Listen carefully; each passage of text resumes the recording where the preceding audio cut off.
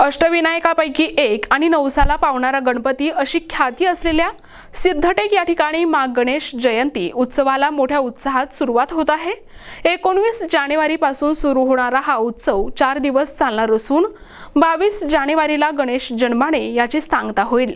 मात्र उत्सवाच्या पार्श्वभूमीवर सिद्धिविनायकाच्या पालखी मार्गावर असलेल्या खड्ड्यांमुळे भाविकांना मोठा मनस्ताप सहन करावा लागत आहे।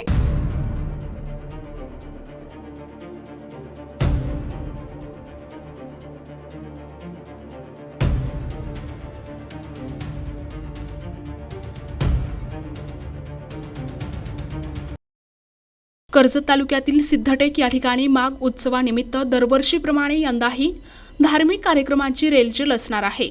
22 जानेवारी रोजी गणेश जयंतीनिमित्त सकाळी सिद्धिविनायकाची पूजा करून देवाला सुवर्ण अलंकार आणि पोशाख चढविला जाणार आहे। गणेश स्तोत्र आणि पदांच्या गायनानंतर गणेश जन्माचे कीर्तन पार पडेल।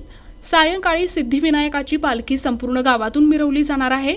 मात्र ज्या मार्गावरून ही पालखी मार्गस्थ होणार आहे त्या प्रदक्षिणा मार्गाची अवस्था अत्यंत दयनीय झाली आहे। रस्त्याचे काम पूर्ण झाल्याचा दावा केला जात असला तरी अनेक ठिकाणी मोठे खड्डे कायम आहेत। या उत्सवासाठी संपूर्ण महाराष्ट्रातून लाखो भाविक अणवाणी पायाने येत असतात। अशा वेळी या खड्ड्यांमुळे भाविकांच्या पायाला दुखापत होण्याची दाट शक्यता निर्माण झाली आहे।